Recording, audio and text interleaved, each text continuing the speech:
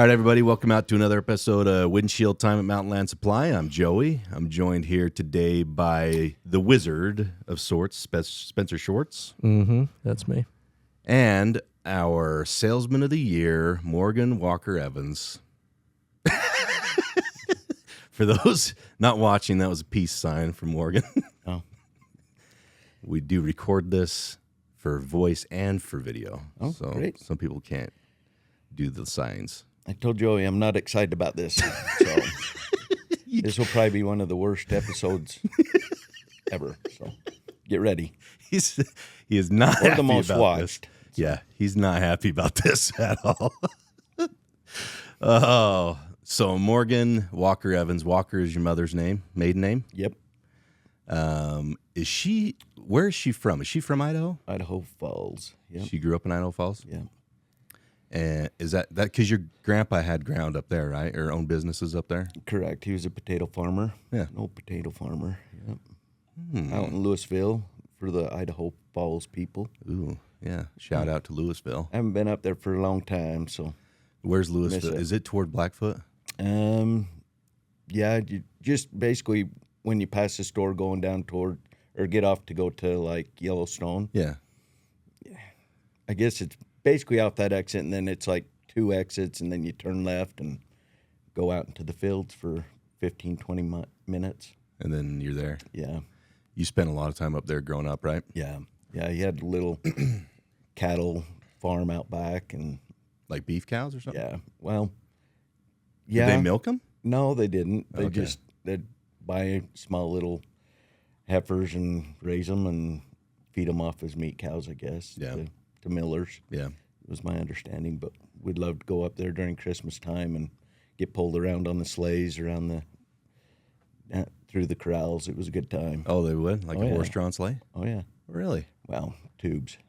Well, I mean, Tube, still. yeah, But you go behind a horse? no, Oh, like behind a tractor or behind four-wheelers or whatever. four-wheelers and Yeah. stuff. Yeah, We used to have battles on that. yeah, king of the tubes. Yeah, that was so much fun. Yeah, drop my first F-bomb. was Oh, so you learned it from that and not from Joey. No, well, he taught me well how to utilize it in other ways. But Whatever. yeah, everybody can remember their first, and that was my first. Was in Idaho, getting knocked off the tube, just popped out, and I was like, "Hey, That felt good. Oh, what a release. I like that. yeah, So it was that a good time." But so that's why Island Park is still kind of your happy place, right? yeah, yep. Grandpa had a cabin up on Bill's Island, and would go up there every year, and that's our go-to place. It still is. We don't go to the same cabin, but we go up there we VRBO a cabin up there every year. It's a family tradition, and I think it will live on throughout my life too. It's a cool spot up there. I've only Yeah. been there the one time. And my kids won't go there again because that's where I had my little nosebleed episode. Oh, Nearly yeah. bled out. So they're a little traumatized by it. Well, just tell them you got life insurance. Yeah, I do. Once they know that, then all of a sudden that will become more important for them. Yeah, they're like, let's go to Island Park. Yeah. Get some of that bad juju. Yeah, we love it up there. But that's where my mom's from. My dad was from Lake Shore. That's where I hailed from. So my mom moved down with him, and he basically had the opportunity to go up and farm with my grandpa because he had a big farm, and that's all my dad wanted to do was farm. And How'd they meet, your parents?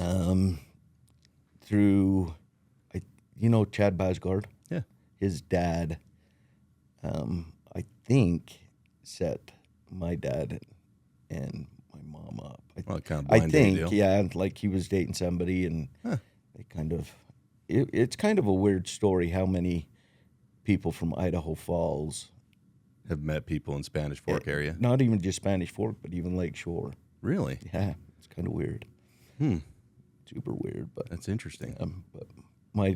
but yeah, getting back to the old man, he had the opportunity to go up there, but his mom, he lost his dad when he was like 12 years old, and he kind of always felt like he needed to take care of his mom.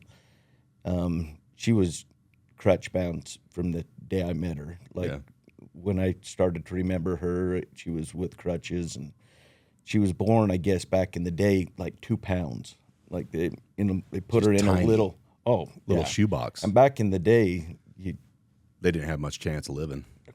very, very little chance of living. But obviously, her bones didn't really develop, and so she had issues with her hips and everything growing up. So she never learned how to drive, and a few things like that. And she was still able to have kids. Yep, she had kids. That's a miracle in and of itself. Yeah, honestly. yeah, no doubt about it. I know she lost a couple along the way, but she was able to have kids. And then he lost his dad when he was pretty young, 12 years old. Pretty cool story on that side of things. But he always felt like he needed to take care of his mom, so he built a house right next to her and kind of started his own little farm. Yeah. So we got raised on the farm, raising pigs. Did your dad Don't do do that anything to besides anybody. farm? He was a banker, Zions Bank. Yeah. And that kind of led me into the career I'm in.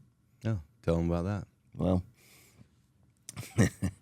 so Because everybody's got that weird Mountainland story how they got here. So my dad worked at Zions Bank, and a guy named Todd Penovich was one of his colleagues. Yeah. And Todd was really good friends with Brent Anderson. Yep. Still are. Yeah. Yeah. Yep. And I had to get out of Lakeshore, so I went and did a mission in Chile. Yeah. And Terrible food. Yeah. They had great hot dogs. And McDonald's was good. Yeah. They did. I always remember that. McDonald's. McDonald's tastes the same all around the world. Yes, it did. Delicious. Yes, it did.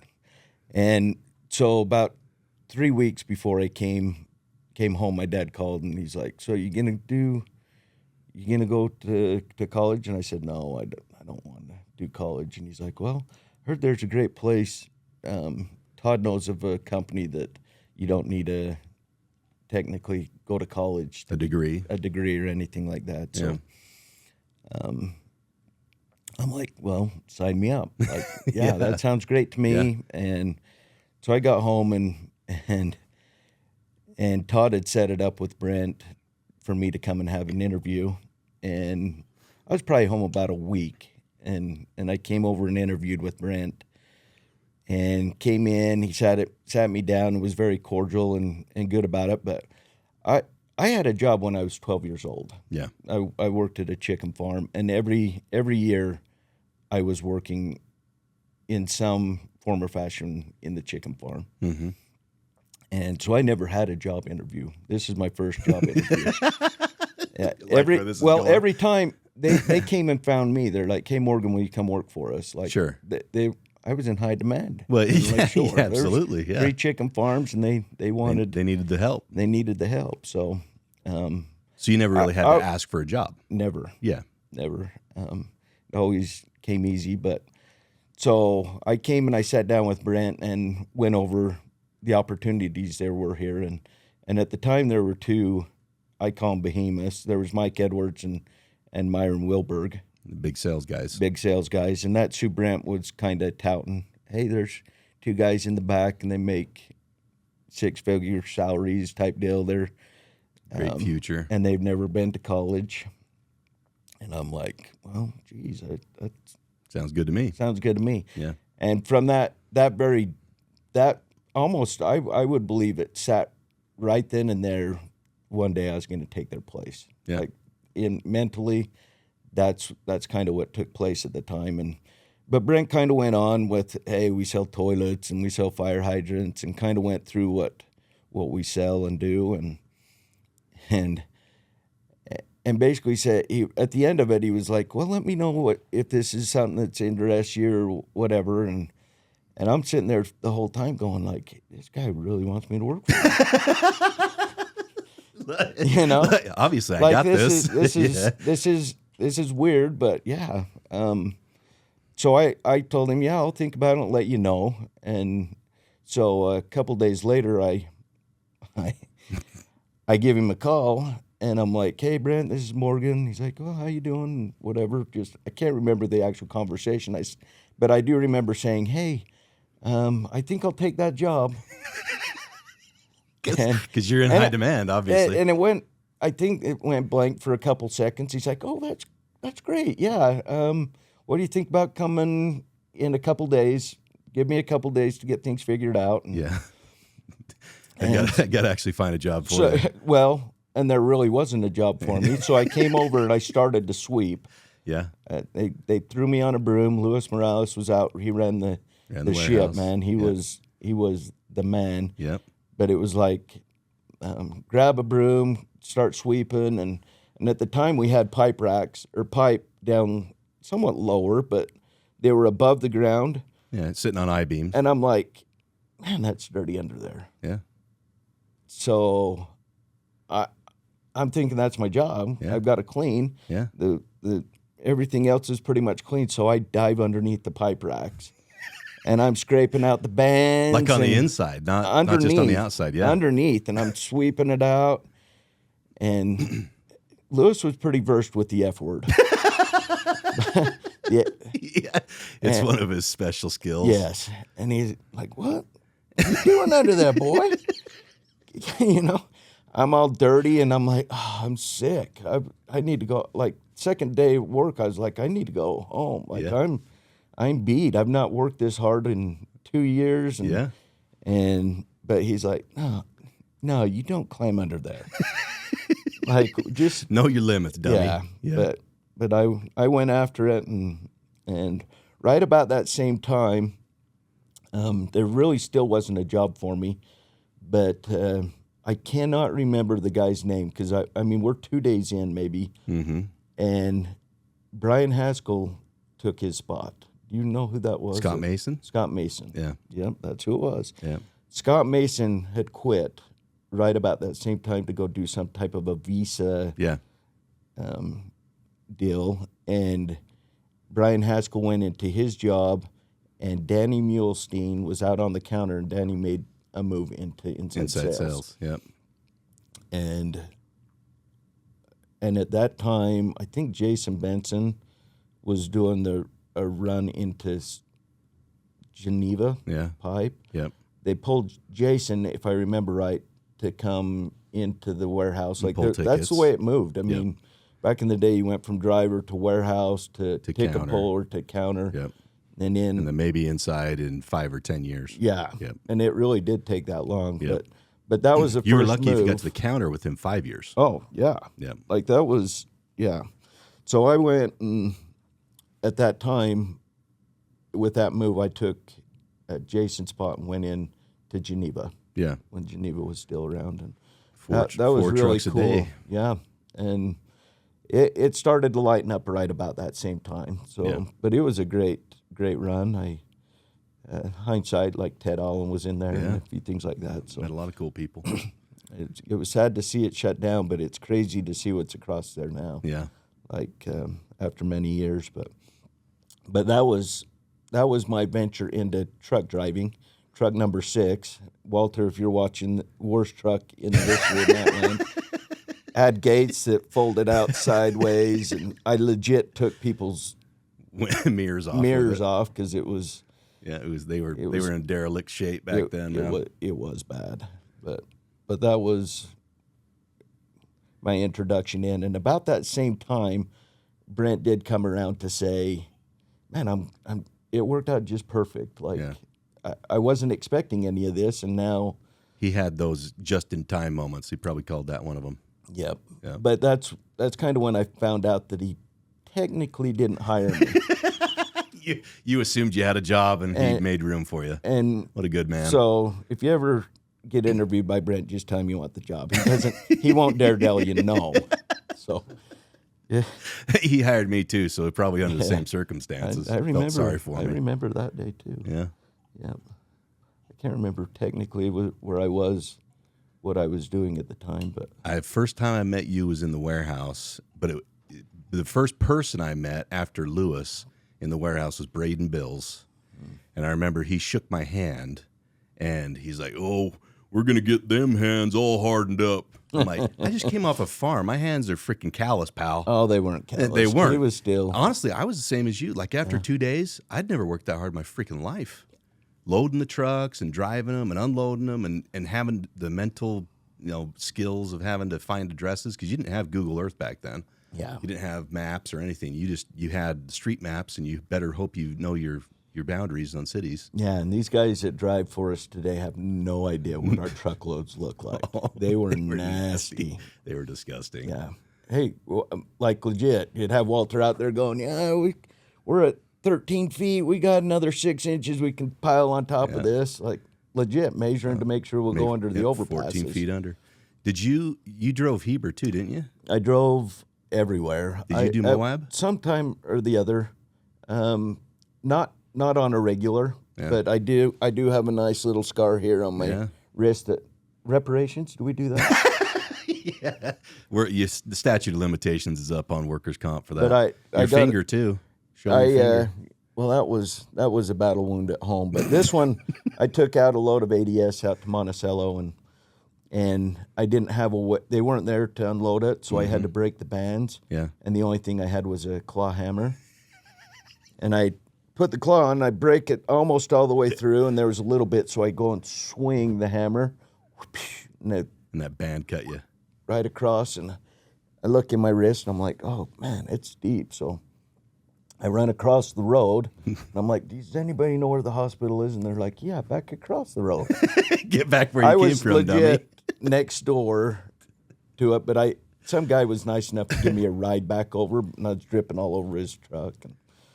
But yeah, I did Salt Lake for a while, St. Pete for a while. You helped Lewis Heber in dispatch for a too. long time, and yeah, ultimately that's where, I spent most of my time was with Lewis, helping him with the trucks and learning how to multitask. Yeah, he's my mentor for sure. He helped. He was a lot of our mentors. He's mine too. Yeah.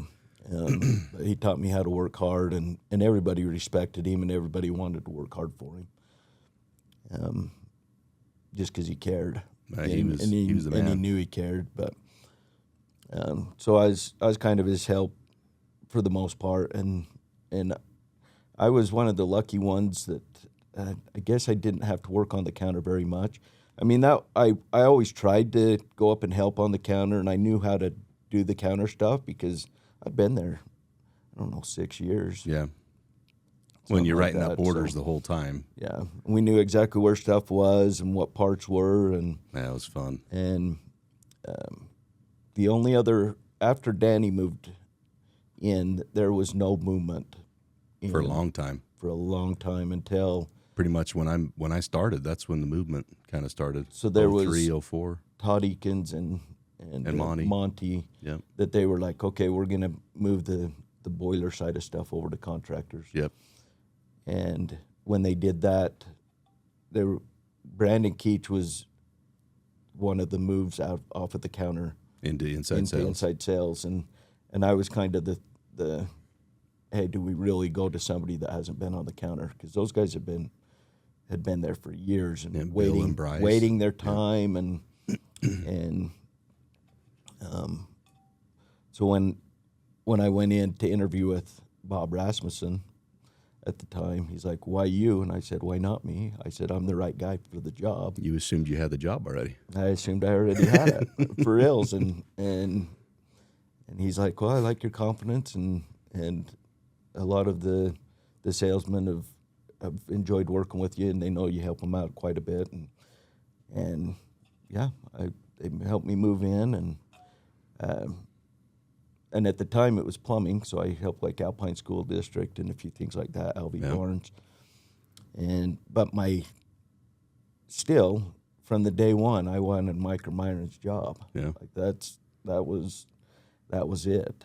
And so when I had a free second, I would go and ask them, hey, what could I do to help out? And I know it was bugging Merlin Miller because he was their inside guy for forever and ever. Yep. And he kind of seen them going and using me more than him. And he even verbally told me, like, stay your lane, boy. You stay in plumbing. Yeah, you're not needed here. But I kept helping him out, and Merlin we got so busy that he went outside sales and not took Mike or Myron's job. There was enough work for him to go out and had his own account list. And about that same time, me and Lewis, it took a lot to talk Lewis to come into inside, and so me and Lewis become the inside guys for them. I mean, I'm leaving Stan Davis out on purpose. But he came and worked for us for a little bit, but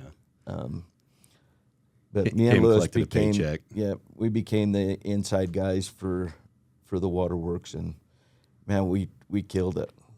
We had dual screens. We could go back and forth on phone calls, like we were skipping lunches, and Mike was a slave driver, man. It's like, what are you doing? You're taking a lunch? I'm like, yeah, every once a week. Hopefully, let me take a lunch, dude. He's like, I got stuff for you to do, boy. But again, they were out making phone calls and driving up business, but everybody would call us to put the orders in. Well, back then they didn't have laptops. No laptops. They had just barely getting the cell phone. Barely getting cell phones. A lot of them had to. Well, in some places you had to use payphones still. Yeah. So calling your orders. When they called you, they needed somebody there to answer because they needed to move on to the next thing. But it was I felt like I did all their work for them. Yeah. Right, and you do. As an inside guy, you do so much and you learn so much. And I know that Anthony, Lewis's boy, is now doing a ton of your work, doing a lot of my work, and I know he feels the same Jamie way Beasley did it for a long time too. Yep. But now that he's outside, you could probably go talk to him and be like, okay, outside guys do work. Yeah. But you bide your time and you go through all those. They're all necessary. Inside sales you learn a lot there. It's the proving ground for outside sales for sure. Yeah. What's been your secret to being successful as an outside salesperson? Well, because I mean you're wildly successful. You've had been the top dog for a couple years now, and you're always in the top two. Yeah. As far as sales and profit go. So what's your secret? You got to give credit to customers ultimately because they're the ones that matter. But I truly have a relationship with my customers. One of the biggest ones that I deal with is Fulmer Excavation, and he treats me better than I treat him. Yeah. Type deal, but I guess I don't know. You become an integral part of his business. His success is based upon you helping him. Yeah, and I think he for one definitely recognizes it because you have that relationship. Yeah, but it's taken a long time to foster that relationship and goodwill and proving yourself, and then you grow as their business grows. Yeah. I guess I don't know if we want to jump back at all in kind of my movement through Mountainland, but there was a time when I tried the management thing for a minute. So I was doing outside sales, doing well, successful at it. I felt like, and at the time there was Brent Anderson and Mike Edwards, and then the two powerhouses, James and Joey. One powerhouse, James, but yeah. Yeah, true. Yeah. He's a goer, man. He's the GOAT. He is. He legit is. Everybody might see him and see what he's traveling and doing a lot of stuff, but nobody understands what that guy does. He is the GOAT. You just trust those that know who he is. Tip your hat to him. He's legit. But Mike Edwards left the company, and Joey jumped into his spot, and that kind of opened up an opportunity to go into management. So I kind of leaped at that, and it was we're new. I mean, it was a total different time, and trying to figure out what management even looks like. The ESOP, brand new ESOP, started the whole expansion into Idaho. executive team. Yeah. Executive teams really didn't exist Yeah. at that time. So, and we're not talking too long ago. That was 5 years ago. Yeah. I tried that role for a little bit, but it kind of leads back into the Jason Fulmer thing because there was, we were having some issues with him. And a couple other big customers. Yeah, a lot of big customers, and I had one meeting that we just went through everything, and basically Jason said, "I'm sorry, but we're gonna probably have to go somewhere else." And Take our business elsewhere. I'm like, "Well, is there anything we can do?" And he's like, "Well, if you want to become our salesman, we'll stick around." Yeah. And it truly did go back, and I'm a fake guy. You go along with what you feel at the time, and at the time, it just felt right.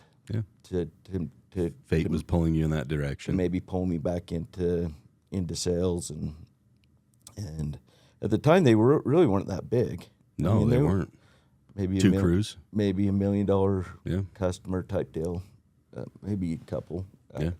But we wasn't getting all their business at the time, and I figured, okay, now's the time. If we're gonna do it, now's the time to do it and go back in, and so that was kind of my leapfrog back in, and I think it worked out for the better because we kind of made a swap with Dallin, and he's a great manager. Yeah, he does a good job. Does a good job. Yeah. And so, but I've been along the ride with Fulmer, and I personally think they started to see a lot of what Mountainland was doing and how they were doing it, and how important relationships were. And they started to mirror that behavior. I think so, and he does it better when we do it. He does an amazing job. Like he's legit, cares about his developers, his Yep. subs, everybody that helps make his business better. Yep. He takes care of them. Yep. And like you said, very similar to our model. Yeah. Take care of those around you, and they'll take care of your business. And I've enjoyed it because I get the perks that come along with it. I'm headed out to Oklahoma tomorrow with him. Yeah. He invites me to. Well, he's a Go out and go. hunting dog, man. That guy goes and He goes. knows how to hunt. Yeah, But, he does. oh, Shiloh Mulestein got me into it, and Jason's kept me going. Yeah. So if you could give a word of advice to somebody that's out there that just maybe starting a Mountainland, what would you tell them? I guess, want my job, ultimately. Yeah. I think, and then do everything you can to get it. Don't let anybody tell you can't have it. One thing you told me when I first started was ask questions. I think that's one of the first things you ever told me was don't be afraid to ask. Because I came up to you and I was nervous to ask you. And it was about some Ford stuff because I didn't understand the nomenclature. And you said, don't be afraid to ask. You got to ask questions because you're never going to know the answer if you don't. There's a lot of truth to that, and I think we're, that's a great point. I think we've kind of got away from asking how things work and what they do, and definitely if you want to succeed at this in this business, you want to ask questions. Yep. You got to know what the product does and how it works, and how it all goes together. Eventually, it becomes who you are anyway, and you're like, how do you not know how that goes together? Yeah. I remember actually asking what an MJ fitting was and a flange fitting, and I do too. And now it's like, how do you not know that? Yeah. Type deal. It seems like it's just common sense, but it's not. Yep. Well, thank you, Morg. I know you didn't want to do this, but contrary to what you may think, you did a great job. Thank you. People need to understand the stories of people who have been here a long time and have been successful, because we need people to want to take your job. We need people to want to take my job. In order for this company to stay strong for a long time, we need people who have high aspirations and want to take our job away from us, because we can't do it forever. Yeah. Nor that we want to do it forever, because at some point this company will get to where it runs too fast for me, and somebody needs to take that spot. Yeah. And that goes for all of us. If you're shooting for a job, shoot for mine, not Joey's. No, You'd have to mine's run easier. the podcast. And Mine's easier. no, I get to go home from here. Work from home. Well, thank you, Morg. Yeah. You've been Well, thank you and the business. Mountainland's been awesome. well, you've been amazing for me from day one. So thank you for being a good friend and somebody who I learned a lot from. Yep. And everybody out there, enjoy the ride, and we'll see you down the road. Thanks. Good.